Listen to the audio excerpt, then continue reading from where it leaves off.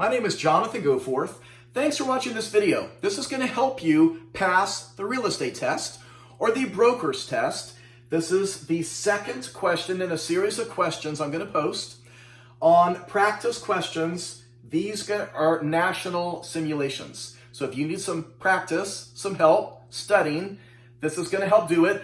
Go to the bottom of the video and you're going to see in the description some links to question number 1 and some additional national simulation questions. Please subscribe to my channel. I post real estate videos every week to help you sell more houses. I've been doing this for years, and I've been listed in Forbes magazine for the past 3 years as one of the top market leaders from around the country. Let's jump right in. Let's begin with this question. So a simulation is kind of a storyline, and it's going to unfold with multiple different questions throughout the little story. And that's what we call a simulation. So a buyer who is in a wheelchair calls you to buy a home. Your real estate office is not accessible for wheelchairs. Which of the following are appropriate for you to do? Select as many as you consider appropriate. This is called an information gathering question. That means there's going to be a lot of choices. In this case, there's actually going to be 12. I fit 6 on here and I'll do the other 6 next. You can pick as many of these as you want to collect as many points as possible. You're going to get points if you get them right, but if you pick one that is not correct, they're going to take points away. So select as many as you consider appropriate. Number 1, ask if the buyer is pre-approved. Can you do that? Yes, you can do that. You will get 1 point. Number 2, discuss with the buyer about agency and if the buyer would sign a buyer's agency agreement. Can you do that? Yes, you should do that and you will get 2 points. Number 3, ask about the buyer's disability. Now, a lot of times you just kind of want to be polite, to have a conversation. But can you ask about the buyer's disability? No, you cannot. You're going to see many questions about this. That's -2. Do not do that.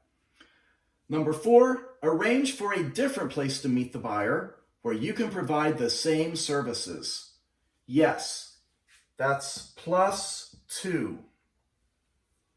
Number 5, tell the buyer that you will only show properties that are advertised as wheelchair accessible. You can't tell them that. You can't do that. You can't say that. You'll get -2. And number 6, ask about the time frame for purchasing. Can you ask the buyer about how fast they want to buy a property? Absolutely. You'll get 1 point for that. 6 more options. Number 7, has the buyer been working with any other real estate agents to see properties? Can you ask that? Yes, and you get 1 point. Number 8, ask if any other family members are disabled. Can you just ask that out of curiosity? No, you cannot ask that, and that's a -2. Number 9, ask about the type of property the buyer wants. Yes, 1 point. Number 10, ask how long the buyer has been in a wheelchair.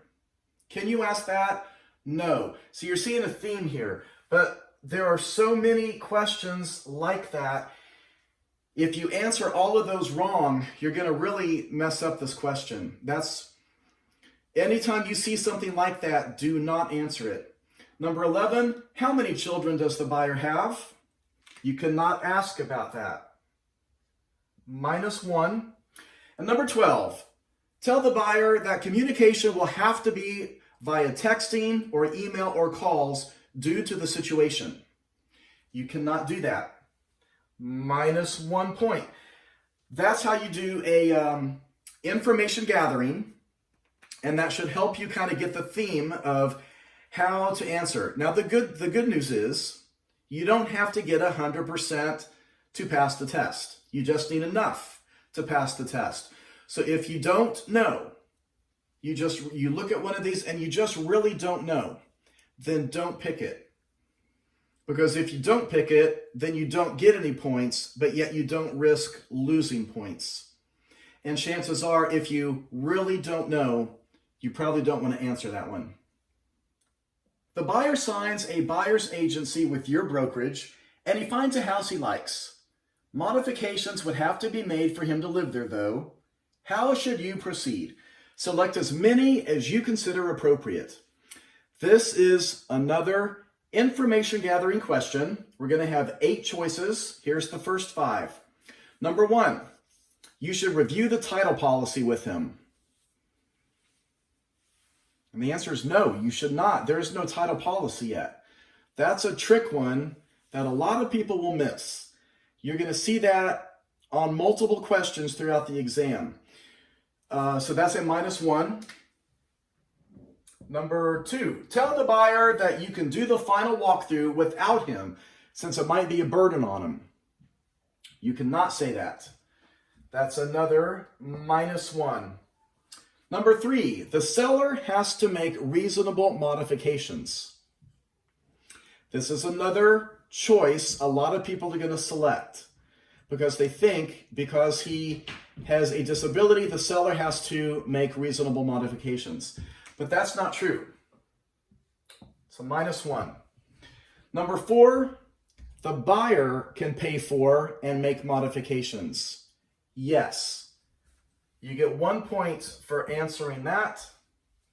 Number 5, a homeowners association can charge a disabled person extra fees when allowed. No. And that's going to be -2 points if you pick that one. So let's read the question again. The buyer signs a buyer agency with your brokerage and he finds a house he likes. Modifications would have to be made for him to live there, though. How should you proceed? Select as many as you consider appropriate. Number 6, the seller can refuse to sell to protect the neighbors from seeing the modifications. No, that's -2 points. Number 7, you should make agency disclosure known to all parties right up front. Yes. Good one. You get 2 points for that. And last, you should negotiate on behalf of your buyer. Yes. You get 2 points for that. So you can see, you can rack up a lot of points really fast on these types of questions. You just need to remember where you are during the storyline in this part of the simulation. Next. This is called a decision-making question. So on this one, there's going to be 4 possible answers, but you only get to pick one. You can choose one answer. So this question, the buyer makes an offer, but the seller hears from a neighbor that the buyer is in a wheelchair. The seller tells the listing agent that she does not want to sell to this buyer because of his disability. What should the listing agent do? Choose only one answer. So remember, what should the listing agent do? You're the buyer's agent. So you got to read these questions carefully before you start reading your answers. Number 1, the listing agent should file a complaint with HUD against the seller. Number 2, tell the seller that even if she refuses the offer, she still owes a full commission. Number 3, assure the seller that she is under no obligation to sell to anyone, even if the offer is full price. And number 4, explain to the seller possible ramifications for violating fair housing laws by refusing based on a disability. You get to pick one answer. The way that this is going to work, the first 3 are wrong. The last one, you'll get 2 points. But here's how a question like this works. You have to get the answer correct. So let's say your first try, you think the answer really is number 3. And so you pick number 3. Assure the seller that she is under no obligation to sell to anyone, even if the offer is full price. And you pick that. And then it pops up, you got it wrong. you don't know it's a -1 on the test, but you know you got it wrong because it's going to say you chose incorrectly and you have to try again. So you get to pick again. You do have a minus score on this question already. So you pick number 2 because it kind of sounds good. Tell the seller that even if she refuses the offer, she still owes a full commission. So you pick that. Now you've missed it again, another -1. So you've got -2 so far for this. Now you got to try again. It won't let you proceed on the test until you get this correct. So now you pick number 4. You know it's not going to be number 1. So you pick number 4, and now you get 2 points. So your net score for this is 0. You got a -2, and you have a +2. And now you advance to the next question. A word of advice on this: if you're in a decision-making question like this, where you only pick one answer, and you picked it and you know it's wrong because you have to try again, don't get frustrated with that. You don't need 100% to pass the test. So pick the next. Chances are on these kinds of questions, you'll narrow it down to 2. As long as you read all 4. Because some of these can be misleading. You might think, well, that sounds good, I'll just pick it.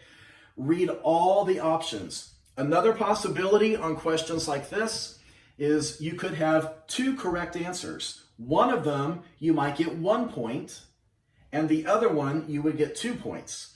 So make sure on these questions, when it says choose only one answer, you read all 4 options to pick the best one. You'll probably get it right. Hopefully you get it right, and you move to the next question. I would be honored if you would subscribe to my videos, please, and give my video a like. Please go to the very bottom of the video in the comments and check out the other links so you can practice on some other national simulation practice questions. Let's read this. This is the end of the video. This is the last portion of this simulation. So the question: the buyer purchases the property, but after closing, the buyer complains to your broker that you did not treat him according to federal fair housing laws pertaining to handicapped people. What action would be appropriate for the broker to take? Choose only one. So again, this is another decision-making question. That means you have to get it right, and you can only pick one. Number 1, have the office subscribe to a fair housing magazine. Number 2, fire you to avoid future liability. Number 3, obtain errors and omissions insurance on all agents. Number 4, enroll you in fair housing training and do follow up with the entire office. So if you get one wrong, it's going to tell you and you have to try again. The answer is right here. You're going to get 2 points for number 4. The others are wrong. It'll be a -1 if you pick any of those. I hope you enjoyed this one and maybe caught on just a little bit better to practicing another simulation example. Again, please subscribe to my real estate channel and check out more videos below. Thanks for watching.